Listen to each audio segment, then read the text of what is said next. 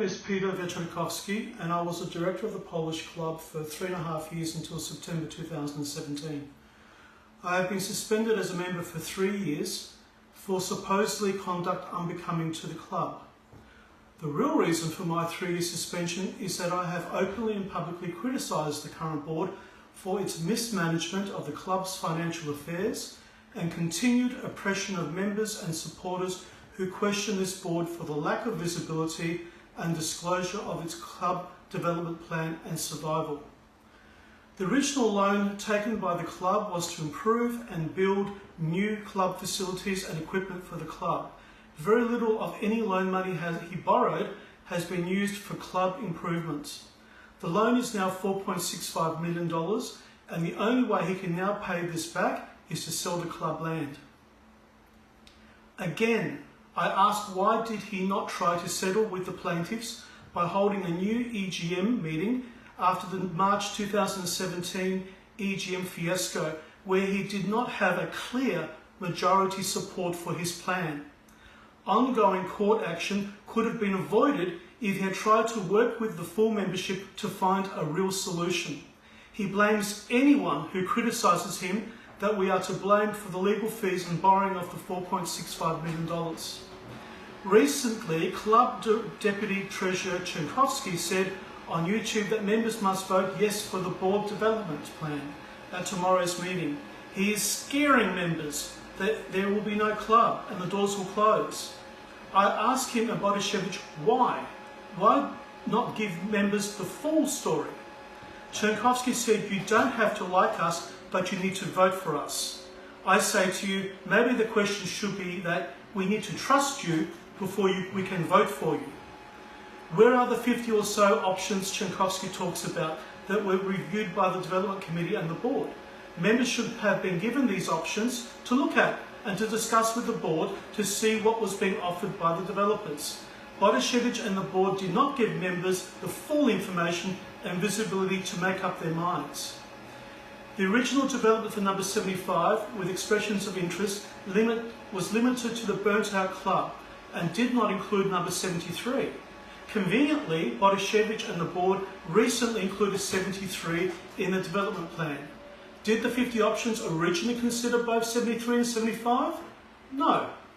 I asked Bodashevich and his board again, where is the signed development agreement with DICORP? Why does he not show the signed agreement to us? Did he have an actual signed copy? Does it actually exist? Bodashevich does not tell you the club property land will be sold as part of the development. Bodashevich tells you the DICORP agreement will give the club $1.5 million for fit out and $500,000 to keep the club working during the build. Where will the club relocate during the building work? Has he the money to relocate, rent and pay the bills for this time? How long will it take?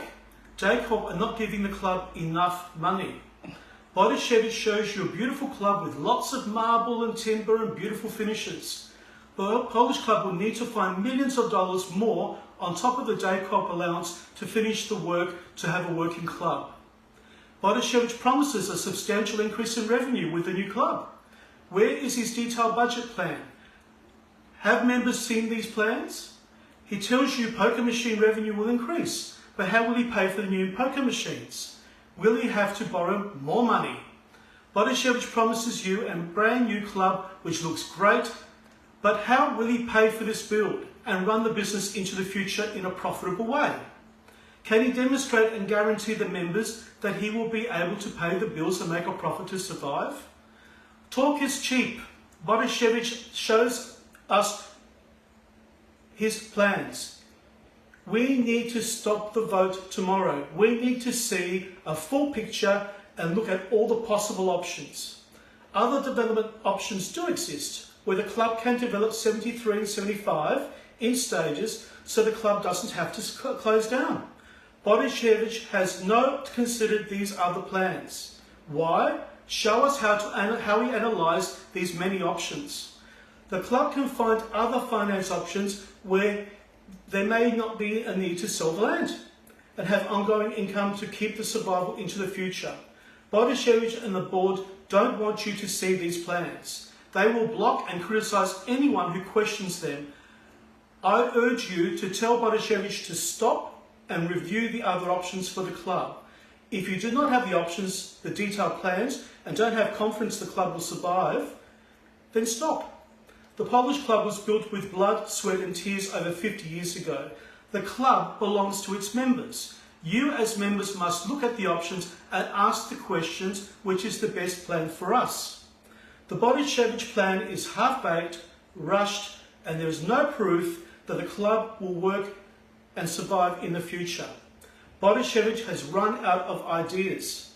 I urge members to vote no to both resolutions to sell number 73 and number 75 Norton Street.